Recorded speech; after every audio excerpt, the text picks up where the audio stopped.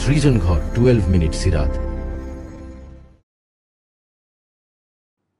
Bismillahir Rahmanir Rahim, my dear brothers and sisters, honorable guest, Assalamu alaikum warahmatullahi wabarakatuh.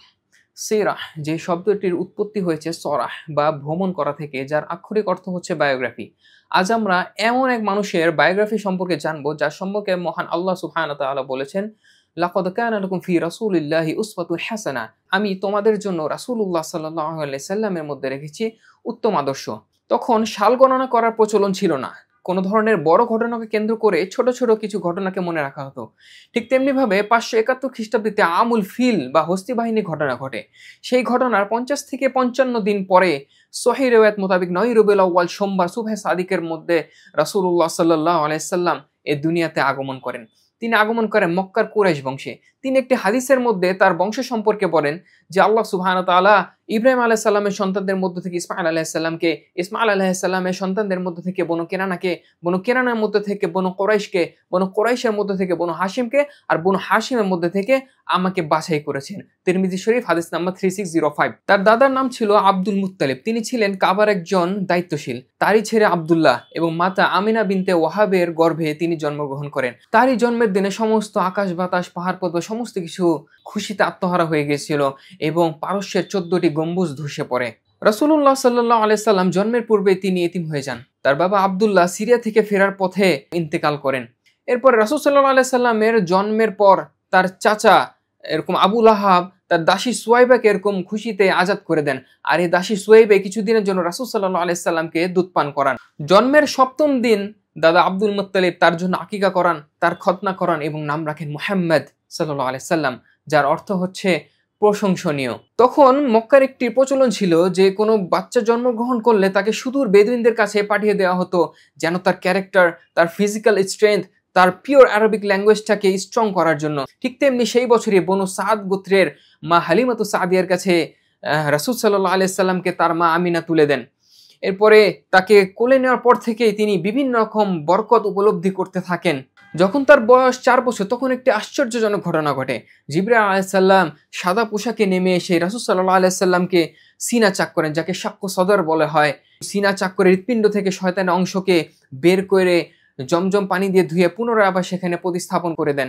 সেই ঘটনায় মা হালিমাতু সাদিয়া খুবই ভয় পেয়ে যান এবং তিনি রাসূল সাল্লাল্লাহু আলাইহি সাল্লামকে আবার মক্কায় মায়ের কাছে ফিরিয়ে দেন। যখন তার বয়স 6 বছর তখন মা আমিনা মদিনা থেকে ফেরার পথে আবওয়া নামক স্থানে ইন্তেকাল করেন। তো রাসূল সাল্লাল্লাহু আলাইহি সাল্লাম খুবই অল্প বয়সে বাবা এবং মা হারা হয়ে যান। এরপরে দাদা আব্দুল মুত্তালিবও তার বয়স যখন 8 বছর 2 মাস 10 দিন তিনিও দুনিয়া ছেড়ে চলে যান। এরপরে চাচা আবু তালেবের আন্ডারে তিনি অলমোস্ট 40 ইয়ার্স উনি তার জীবনকে অতিবাহিত করেন। এভাবে রাসূল সাল্লাল্লাহু আলাইহি সাল্লামের শৈশব কেটেছে বিভিন্ন টেস্ট, টিয়ার্স অ্যান্ড ট্রায়ালসের মধ্য থেকে, যা তাকে একজন রাহমাতুল লিল আলামিন হিসেবে আত্মপ্রকাশ করার জন্য আল্লাহ তাআলা এরকম সুযোগ দিয়েছিলেন। তার কৈশোর সম্পর্কে যদি আমরা আলোচনা করি তাহলে দেখতে পাই রাসূল সাল্লাল্লাহু আলাইহি সাল্লাম তার চাচা আবু তালেবকে বিভিন্নভাবে সাহায্য সহযোগিতা করতেন। তিনি খুবই হার্ডওয়ার্কিং এবং সেলফ রিলায়েন্ট ছিলেন। তাই আরবের বিভিন্ন মানুষের কয়েক কিরাতের বিনিময়ে তিনি এরকম ছাগল চড়াতেন। আর বলা বাহুল্য প্রত্যেকজন নবী আলাইহিস সালামকে আল্লাহ তাআলা এই পেশার মাধ্যমে তাদেরকে নবুয়তের জন্য যোগ্যতা দান করে থাকেন। মাত্র 12 বছর বয়সে তিনি চাচার সাথে সিরিয়া সফরে যান।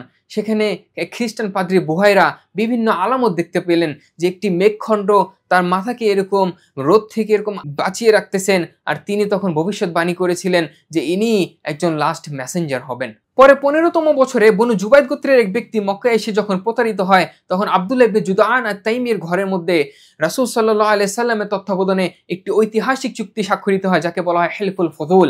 আর এখানেই রাসূল সাল্লাল্লাহু আলাইহি সাল্লামের খুবই লিডারশিপ একটি কোয়ালিটি পরিস্ফুটভাবে ফুটে ওঠে। 23তম বছরে তিনি খাদিজা রাদিয়াল্লাহু আনহার বোনের ছাগল চড়াতেন।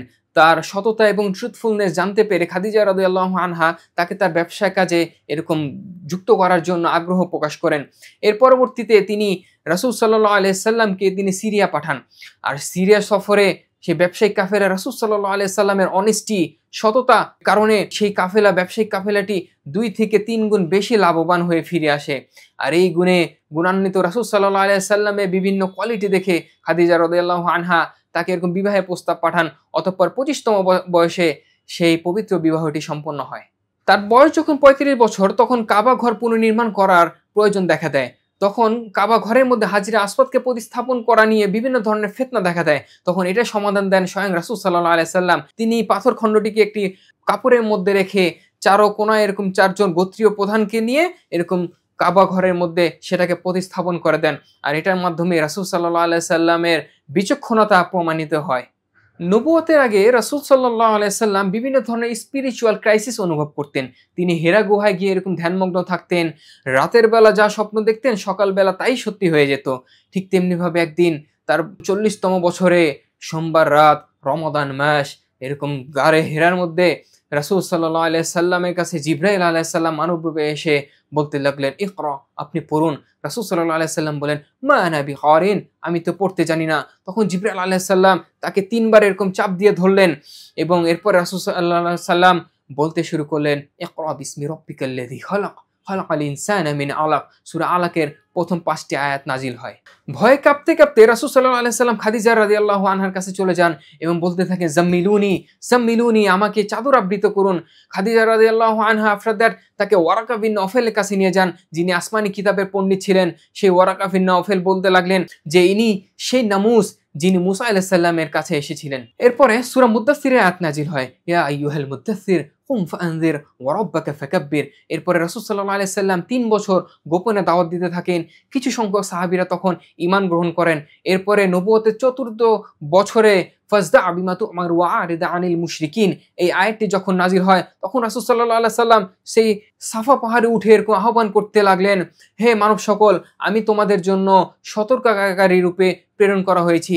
এই কথা শুনে মক্কার কুরাইশের যারা নেতৃত্ববৃন্দ ছিল তারা খুবই জঘন্য ভরে রাসূল সাল্লাল্লাহু আলাইহি সাল্লাম এসে দাওয়াতটাকে প্রত্যাখ্যান করে ফেলে। দুর্বল সাহাবীরা যেমন আম্মার, বিলাল, সুমাইয়া রাদিয়াল্লাহু আনহুমদের মতো তারা এরকম খুবই কষ্টের মধ্যে নির্যাতিত হতেন। তারপরে তাদেরকে শারীরিকভাবে মানসিকভাবে নির্যাতন করা হতো। স্বয়ং রাসূল সাল্লাল্লাহু আলাইহি সাল্লামকে কাবা চত্বরের মধ্যে শারীরিকভাবে আঘাত করা হতো। এরপরে আবু বকর রাদিয়াল্লাহু আনহু তাকে বাঁচাতেন এবং বলতেন, হায়, তোমরা এই ব্যক্তিটাকে এই জন্যই হত্যা করতেছো যে তিনি বলেন আমার রব একমাত্র আল্লাহ। কষ্টের মাত্রা যখন বেড়ে যায় তখন রাসূল সাল্লাল্লাহু আলাইহি সাল্লাম আবিসিনিয়া হিজরত করতে বলেন। এরপরে ২টি কাফেলায় ২ বার আবিসিনিয়ায় হিজরত করে চলে যায় অনেক সাহাবীরা। আফটার দ্যাট নবুয়তের ৫ম বছরে হামজা রাদিয়াল্লাহু আনহু এবং ওমর রাদিয়াল্লাহু আনহুর মতো শক্তিশালী মানুষ ইসলাম গ্রহণ করেন, যার কারণে মুসলিমরা একটু মনোবল ফিরে পায়। নবুয়তের ৮ম বছরে ৩ বছরের জন্য রাসূল সাল্লাল্লাহু আলাইহি সাল্লাম এবং সাহাবীদেরকে শিয়াবে আবি তালেবের মধ্যে ৩ বছরের জন্য সোশ্যালি বয়কট করা হয়। এরপরে ১০ম বছরে চিরসাথী খাদিজা রাদিয়াল্লাহু আনহা চির আশ্রয়দাতা চাচা আবু তালেব ইন্তেকাল করেন, যাকে আমুল হুজুন বা কষ্টের বছর বলা হয়। তারপরে নবুয়তের ১০ম বছরে রাসূল সাল্লাল্লাহু আলাইহি সাল্লাম তায়েফে সফর করেন। সেখানকার বনু সাকিফ গোত্রের নেতৃত্ববৃন্দের কাছ থেকে বিভিন্ন রকমের শারীরিকভাবে এরকম নির্যাতিত হয়। কিন্তু ফেরার পথে কিছু জিন কার্নি মানজিল নামক স্থানে তখন ইসলাম ধর্ম গ্রহণ করে। এরপরে রাসূল সাল্লাল্লাহু আলাইহি সাল্লামকে আল্লাহ তাআলা ঐতিহাসিক মেরাজে সফর করেন। সুবহানাল্লাযী আসরা বিআবদিহি লাইলাম মিনাল মাসজিদিল হারাম ইলাল মাসজিদিল আকসা। সেখানে তিনি বিভিন্ন নবীদের সাথে সাক্ষাৎ করেন, আল্লাহ তাআলার সাথে সাক্ষাৎ করেন, আল্লাহ তাআলার সাথে কথোপকথন করেন এবং ৫ ওয়াক্ত নামাজ আমাদের জন্য ফরজ হিসাবে নিয়ে আসা হয়। নবুয়তের ১২তম এবং ১৩তম বছরে ২টি বাইআতে আকাবা সম্পন্ন করা হয়। সেখানে মদিনার আওস এবং খাজরাজ গোত্রের কিছু মানুষ এসে ইসলাম ধর্ম গ্রহণ করেন, যার ফলে রাসূল সাল্লাল্লাহু আলাইহি সাল্লামের মদিনায় যাওয়ার হিজরতের পথ উন্মুক্ত হয়ে যায়।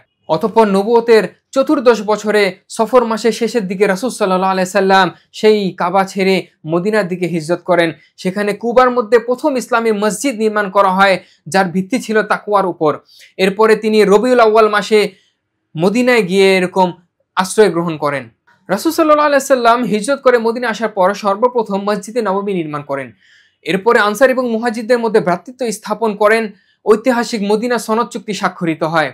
এরপরে বিভিন্ন ধরনের কাফেরদের ষড়যন্ত্রের মুখে আল্লাহ তাআলা জিহাদের অনুমতি দান করেন। দ্বিতীয় হিজরিতে কিবলা পরিবর্তন করা হয়। অতঃপর বদরের যুদ্ধের প্রাক্কালে জিহাদকে ফরজ করা হয়। আমরা জানতে পারি ৩১৩ জন দুর্বল সাহাবীর এগেইনস্টে ১০০০ অস্ত্র শস্ত্রে সজ্জিত কাফেরদের বিরুদ্ধে আল্লাহ তাআলা ঐতিহাসিক বিজয় দান করেন এবং এর বর্ণনা আল্লাহ তাআলা কোরআনের মধ্যে দেন, ওয়ালাকাদ নাসরাকুমুল্লাহু বিবাদরি ওয়া আনতুম আযিল্লা ফাত্তাকুল্লাহা লাআল্লাকুম তাশকুরুন, যে আল্লাহ তাআলা তোমাদেরকে বদরের দিনে বিজয় দান করেছেন যেদিন তোমরা ছিলে অত্যন্ত দুর্বল। এর পরবর্তী বছরে উহুদের যুদ্ধ সংঘটিত হয়, সেখানে মুসলিমদের কিছু ভুলের কারণে রাসূল সাল্লাল্লাহু আলাইহি সাল্লাম এরকম শারীরিকভাবে আঘাতপ্রাপ্ত হন, ৭০ জন সাহাবী শহীদ হয়ে যায় আর সাময়িকভাবে মুসলিমরা পরাজিত হয়।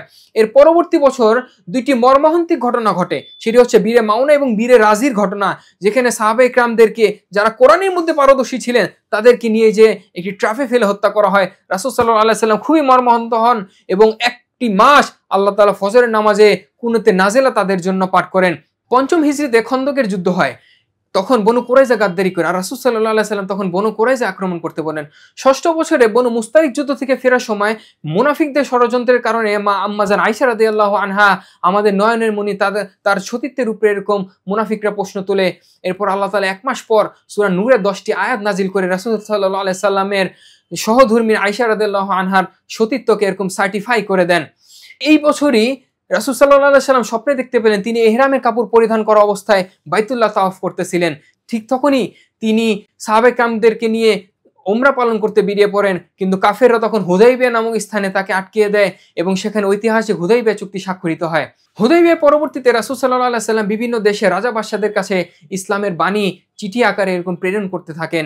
এর পরবর্তী বছর অষ্টম হিজরিতে আল্লাহ তাআলা মক্কা বিজয় দান করেন। সেই মক্কা বিজয়ের সময় আল্লাহ তাআলা সূরা নাজিল করে ইযা জাআ নাসরুল্লাহি ওয়াল ফাth। আর আমরা জানতে পারি মক্কা বিজয়ের পরবর্তীতে লাখে লাখে এরকম মানুষজন ইসলাম গ্রহণ করতে থাকে। এর পরবর্তী বছর তাইফের যুদ্ধ হয়, হুনাইনের যুদ্ধ হয়। এর পরবর্তী 11 হিজরিতে রাসূল সাল্লাল্লাহু আলাইহি সাল্লামকে ওই যে খাইবারের যুদ্ধের সময় যে বিষ প্রয়োগ করা হয়েছিল সেই বিষক্রিয়া শুরু হয়। এরপর রাসূল সাল্লাল্লাহু আলাইহি সাল্লাম এর ব্যথা বাড়তে থাকে। অবশেষে 11 হিজরিতে 12ই রবিউল আউয়াল আম্মাজান আয়েশা রাদিয়াল্লাহু আনহার কোলের মধ্যে তিনি মাথা রেখে দুনিয়া থেকে বিদায় হয়ে যান।